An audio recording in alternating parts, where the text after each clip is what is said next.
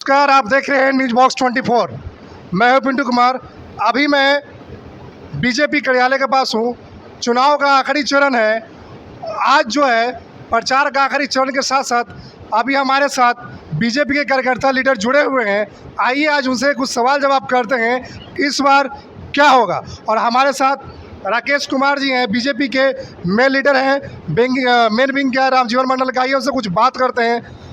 क्या लगता है सर, इस बार चिराग पासवान जी आए हैं और कहें कि इस बार मोदी जी का सरकार बनाना है और रामकृपाल चचा को तीसरी बार सांसद बनाना है, इस पर क्या कहिएगा आप? देखिए, इस बार 2 बार तो तूफान था और इस बार सुनामी चल रहा है, वो भी मोदी जी का, है ना। सिर्फ इसमें एक ही भगत है, बाकी सब फुलझड़िया हैं। एक भगत जो दिल्ली में बैठे हुए जो भगत हैं मोदी जी, उन्हीं के भरोसे पूरा देश है और देश उन पे भरोसा कर रहा है। और उन्हीं के भरोसा को देखते हुए जितने भी हम लोग बहुत सा प्रचार किया है, हर गांव में कस्बा में गया है, शहर में देहात में, सिर्फ एक ही नाम और एक ही नारा है, मोदी। दूसरा किसी का जिक्र ही नहीं। आपका भी बच्ची पार्टी कह रहा है कि इस बार जो है तीसरी बार रामकृपाल चचा सांसद नहीं बन पाएंगे क्योंकि उन्होंने सिर्फ भोज भात खाया है और विकास का कुछ काम नहीं किया है, इस पर क्या कहिएगा? अब जिनको हो सकता है कि टीना का चश्मा लगा कर देखते हो कि विकास क्या है, विकास क्या नहीं हुआ है। आपका अमृत भारत महोत्सव में आपका मसौढ़ी में भी मिला है, आपको स्टेशन दिया गया है, रेलवे ओवरब्रिज दिया गया है, बहुत सा अंडरपास दिया गया है ना। राशन आपका मोदी जी हैं, जो सिर्फ मोदी हैं जो गरीबों का पेट भरने का काम किया है 5 साल, अब फिर 5 साल वही पेट भरेंगे, दूसरा कोई नहीं है। उनके लहर के सामने किसी का पत्ता नहीं हिलने वाला है। जनता एकदम पूरा मन बना लिया है। आज चुनाव का भोंपू अंतिम चरण का बंद हो चुका है, मगर जनता का भोंपू एक ही है, मोदी। देंगे तो मोदी और आएंगे तो मोदी। तेजस्वी जी की सभा में तेजस्वी जी का कहना है कि मोदी जी सिर्फ जुमलेबाजी करते हैं, हमने सभी युवाओं को नौकरी दिया, इस पर क्या कहिएगा? नौकरी दिए हैं कि नौकरी लिए हैं तो वो अपने गार्जियन जो अभिभावक जिनको मानते हैं, जो 15 साल में कितना के नौकरी दिए और कितना के मूड़ी लिए और कितना के खेत ज़मीन लिए, अब तो हिसाब वही बता सकते हैं कि क्या दिए और मोदी जी क्या दिए। ये दोनों में आसमान ज़मीन का फ़र्क है। वो भ्रष्टाचार दिए और हमने सुशासन दिया। मीसा भारती जी के समर्थन में उनके परिवार सभी स्टार प्रचारक मसौढ़ी विधानसभा में आ रहे हैं, इसमें आप क्या कहिएगा? अरे आने तो दीजिए, आने से कोई उनको फ़ायदा हो रहा है? वो तो जान रहे हैं कि हम चुनाव हार रहे हैं, इसमें कहीं दुमत नहीं है। लेकिन जब तक सांस चलता है, परिवार उसको डॉक्टर ही ट्रीटमेंट करवाता है कि नहीं कम से कम बच जाए। चुनाव मैदान में आए हुए हैं।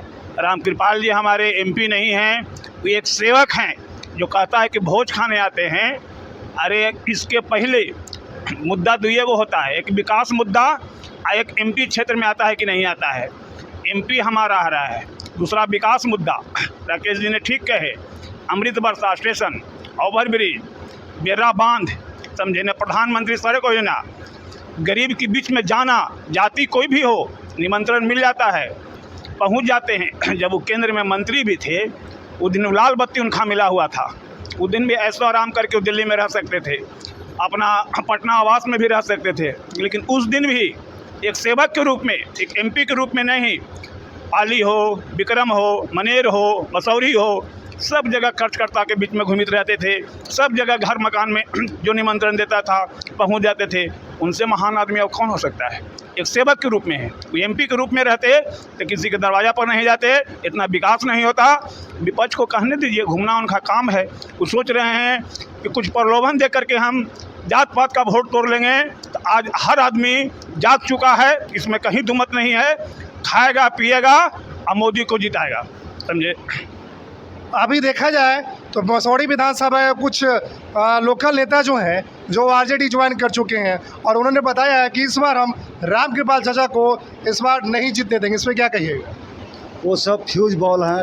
अब LED का ज़माना है ना। इससे आगे और क्या कहना है? वो फ्यूज बॉल हैं, उनको रहना और ना रहना। फ्यूज बॉल कोई रखता है घर में, उसको निकाल देता है तुरंत, है ना। LED कम वोल्टेज में ज़्यादा रोशनी, वही अभी मोदी जी हैं LED। ये सब तो फ्यूज बॉल है, ये सबको रफा दफा। क्या लगता है इस बार जो जाति गणना के अनुसार जो पासवान जी का वोट है, बिंद जी का वोट है, कुर्मी समाज जी का वोट है, इस पर अगर नज़र देखा जाए तो आधा आधा बढ़ चुका है। क्या लगता है इसमें 100% मोदी जी के समर्थन में आ पाएंगे? देखिए, हमारे पास मोदी जी का हर एक कास्ट का वोट है ना। 2 जात है, क्या एक मर्द और एक औरत, है ना। इसमें हमारा सभी जगह वोट है, उनको कहीं वोट नहीं है। वो जात पात करते रहें अपना, है ना, कि फलना जात है फलना जात है। हम किसी जात को नहीं मानते हैं, हम 2 जात को मानते हैं। एक है जात औरत और एक मर्द, है ना। दोनों का मेरे पास वोट है, उनके पास कुछ भी नहीं है, खाली हाथ है और खाली हाथ रहेंगे। आज जो है लालू यादव खुद रोड शो करने उतर गए अपने बेटी मीसा भारती के समर्थन में। क्या कहिएगा इसके बारे में? कह तो रहे हैं इसकी सर, उनको घूमने तो दीजिए। घूमने से कोई फर्क एक सेवक को नहीं पड़ रहा है। वो सेवक हैं, राम कृपाल एक सेवक हैं, एमपी नहीं है। एमपी रहते तब दोनों में लड़ाई रहता, लेकिन एक सेवक एक राजा, तो आदमी पसंद किसको करेगा? सेवक को पसंद करेगा, राजा को पसंद नहीं करेगा। राजा महल में रहता है और सेवक जो रहता है गरीब के बीच में रहता है। वही हमारे बड़ा भाई राम कृपाल यादव एक सेवक के रूप में है, वो एमपी के रूप में नहीं है। उनको घूमने दीजिए, घूमने से कोई फ़ायदा नहीं है। लेकिन एक बार कह रहे हैं कि जब सांस चलता है तो मेरा इलाज परिवार सोचता है कि अंतिम क्षण तक डॉक्टर ही ट्रीटमेंट करो, समझ लाना कम से कम सुधार हो जाए। चुनाव लड़ रहे हैं, पूछना लालू प्रसाद जी से। 2009 में भी चुनाव लड़े थे और उनके विरोध में रंजन यादव यहाँ से खड़ा हुए थे। उस दिन में लालू प्रसाद जी चुनाव यहाँ से हार गए थे। 2014 में मीसा भारती आए थे, उस दिन हमारे साथ जदयू नहीं था। उस दिन भी चुनाव राम कृपाल जी चुनाव जीते थे। 2019 में भी उनसे पूछिए, चुनाव हम जीते। उनका अपना पार्टी है। अगर वास्तव में कांग्रेस का पार्टी रहे और अंदर का पार्टी रहे तो जो 3 बार चुनाव हार चुका है उसको टिकट लेने का कोई अधिकार नहीं है। लेकिन अपना पार्टी है, टिकट लोग उनका अपना दे देता है, चुनाव मैदान में आ जाते हैं कि हम चुनाव जीतेंगे। लेकिन उसका तो मालिक जनता है, लोकतंत्र में तो मालिक जनता है। जनता जात पात से ऊपर उठ करके सिर्फ एक ही नारा है, मोदी, नरेंद्र मोदी जिंदाबाद, नरेंद्र मोदी जिंदाबाद। अभी कांग्रेस के जो मेन लीडर हैं राहुल गांधी जी, वो कह रहे हैं कि अगर मेरी सरकार बनती है तो कई लाख युवाओं को नौकरी मिलेगी, महिलाओं के खाते में पैसे जाएंगे। इसके बारे में क्या कहिए? वो कह रहे हैं, हम लोग दे रहे हैं। हम लोग हर महिला को जैसे उज्ज्वला योजना दिए हैं, आवास योजना दिए हैं, प्रधानमंत्री आवास योजना चल रहा है ना, आयुष्मान कार्ड का हुआ है, राशन मिल रहा है। किस महिला को नहीं है? सब महिला फ़ायदा उठा रही है, हर किसी को जो मिलना चाहिए मिल रहा है। वो कह रहे हैं कि देंगे, वो क्या दिए ये तो जनता देखबे नहीं किया। अगर दिल ही रहते तो ये बुरा हाल रहता है उनका, कि आज उनका कांग्रेस का नाम लग रहा है कि इसमें मिटने जा रहा है। कांग्रेस मुक्त हिंदुस्तान बनने जा रहा है। इस बार क्या लगता है कि राम कृपाल जो चचा हैं कई लाख वोट से जीत पाएंगे? आपसे सवाल। लगता नहीं है, होने जा रहा है। अभी तक हम लोग ये सोच रहे थे कि चुनाव बराबरी का हो रहा है, लेकिन बराबरी का नहीं है। फील्ड वर्क करके देख लिए, हर जाति हर समाज के लोग एक ही चीज़ देख रहे हैं जो 10 साल के अंदर माननीय प्रधानमंत्री नरेंद्र मोदी जी ने किया। किसानों का बात लीजिए, 6,000 रुपया आज तक किसी सरकार ने नहीं दिया। सम्मान निधि योजना के तहत किसानों को 6,000 रुपया दिया जा रहा है। इंदिरा आवास की बात आ गई, हर गरीब परिवार को पूरे देश में मकान दिया जा रहा है।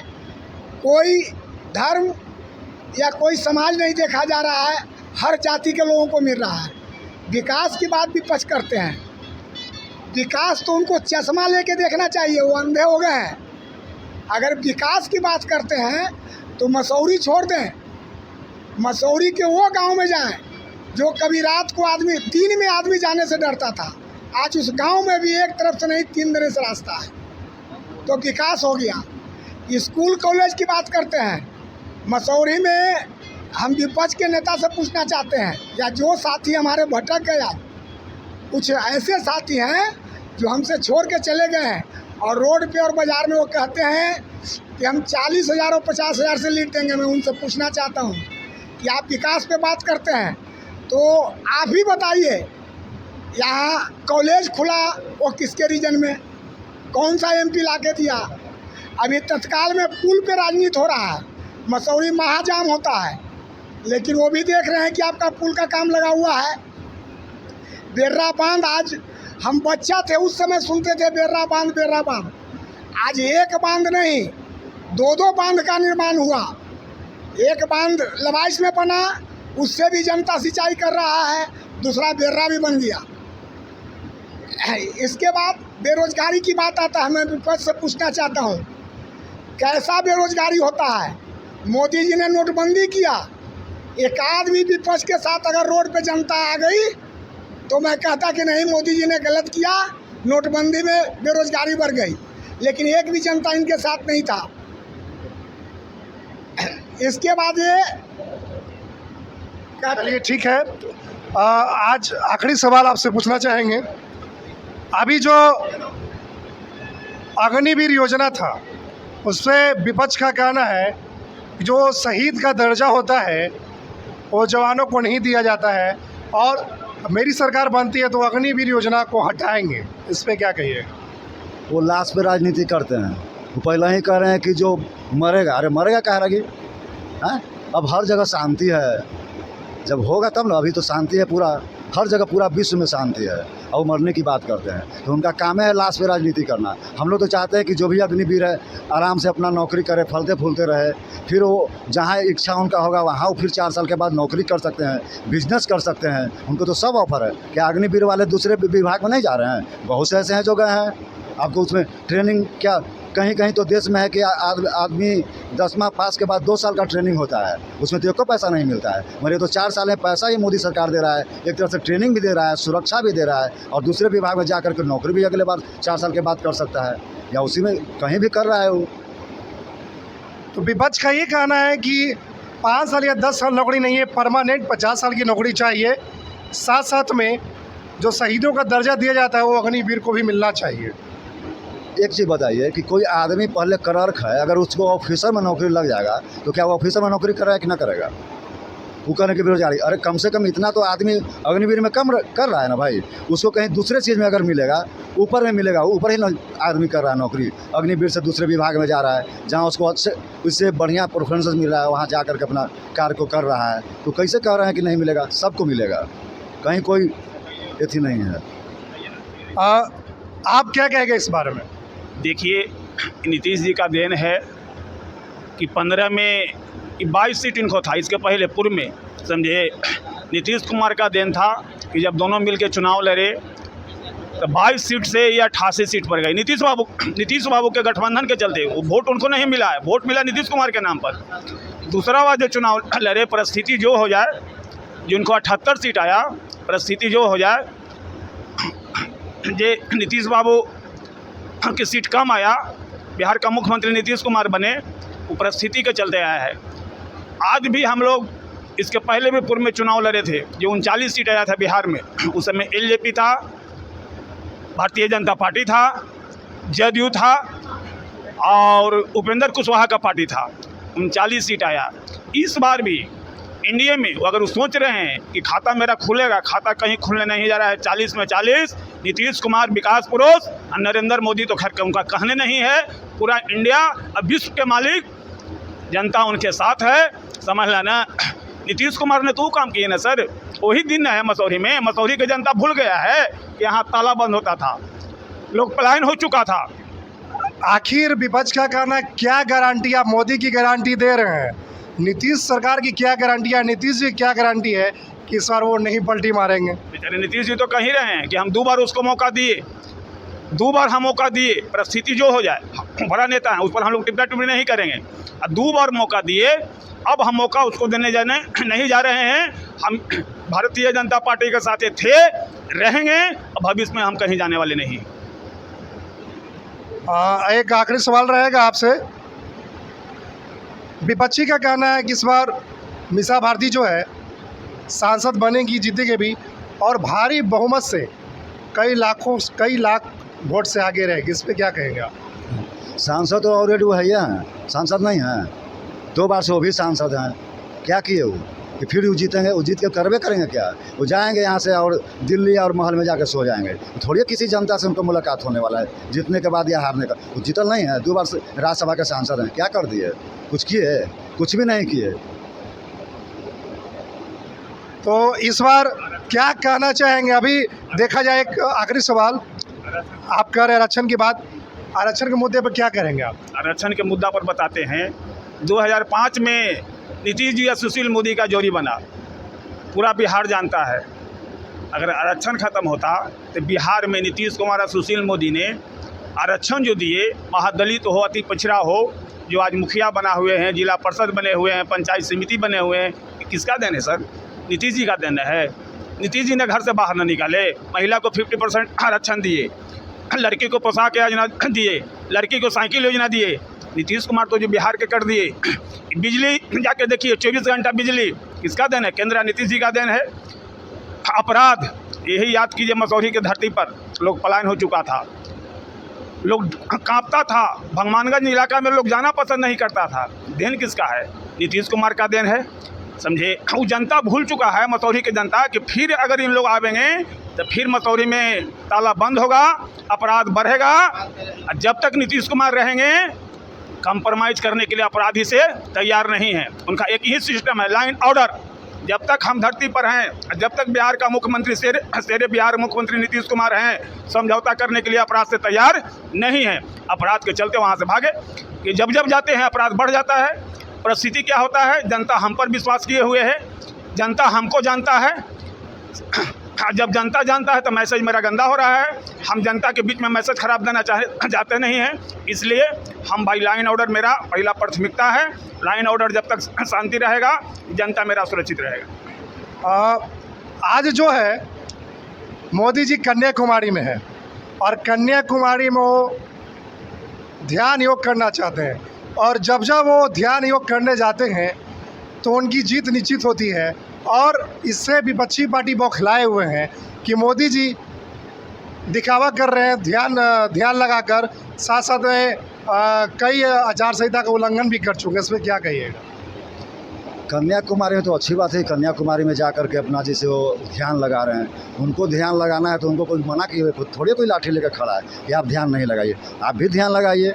हर आदमी का है, योगा कर रहा है, कोई ध्यान लगा रहा है, कोई पूजा कर रहा है, कोई पाठ कर रहा है। हम तो कहना चाहते हैं कि हर मतदाता को कि 1 जून को जो अंतिम चरण का चुनाव है, आप भी अपने क्षेत्र में जहाँ भी आपको मंदिर है वहाँ अपने माथा को टेक करके जाइए और वहाँ मतदान को कीजिए, और फिर से मोदी जी को तीसरी बार प्रधानमंत्री बनाइए और सुख समृद्धि से जीने दीजिए और जिए।